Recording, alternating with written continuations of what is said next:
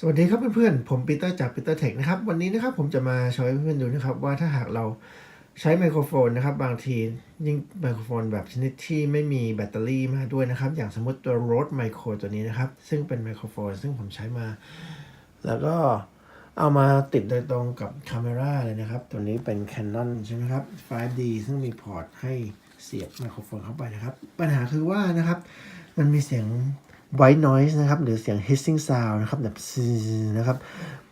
ค่อนข้างดังพอสมควรนะครับเดี๋ยววันนี้ผมจะมาโชว์ว่านะครับเราสามารถใช้ฟรีซอฟต์แวร์ตัวไหนนะครับในการ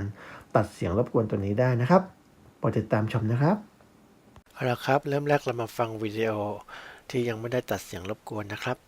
เป็นการอัดเสียงเพื่อทดสอบว่าไมโครโฟนมีปัญหาหรือเปล่านะครับ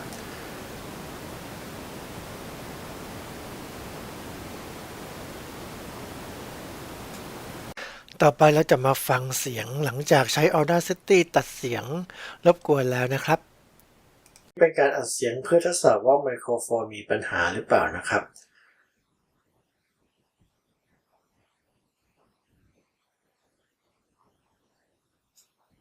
จากการทำรีเสิร์ชของผมนะครับได้ข่าวมาประมาณว่านะครับหากเราใช้ไมโครโฟนที่ไม่มีแบตเตอรี่ในตัวนะครับส่วนใหญ่จะมีปัญหาเรื่อง hissing noise หรือ white noise ตัวนี้นะครับ เอาล่ะครับเพื่อนๆคงจะเห็นแล้วนะครับว่าถ้าหากเราซื้อไมโครโฟนราคาถูกหน่อยนะครับเราก็อาจจะต้องมาเสียเวลานะครับตัดเสียงรบกวนในภายหลังนะครับนั่นก็ขึ้นอยู่กับว่านะครับเราจะใช้ไมโครโฟนมาเพื่อทำวิดีโอประเภทไหนนะครับหากเราใช้ไมโครโฟนมาเพื่อทำพวก ASMR นะครับเรื่องเสียงนี่เป็นเรื่องที่สำคัญมากๆนะครับเราก็อาจจะต้องลงทุนนะครับในการซื้อไมโครโฟนที่ดีนะครับเพื่อเราจะได้ไม่ต้องมา processในภายหลังนะครับเพราะว่ามา process ในภายหลังเสียเวลามากนะครับยิ่งต้องทำหลายวิดีโอก็คูณเข้าไปตามจำนวนวิดีโอที่เราต้องทำนะครับเพราะฉะนั้นแล้วนะครับถ้าหากเพื่อนๆไม่ได้แคร์มากเกี่ยวกับคุณภาพของเสียงนะครับก็อาจจะลงทุนไมโครโฟนที่ถูกหน่อยก็ได้นะครับแล้วก็หรือหากเราทำวิดีโอไม่มากมายมากนักนะครับเราก็ลงทุนไมค์ที่ถูกหน่อยแล้วก็มาใช้ซอฟต์แวร์ในการนะครับช่วยตัดเสียงได้นะครับและทีนี้นะครับ workflow ของเรานะครับหมายความว่าเราจะ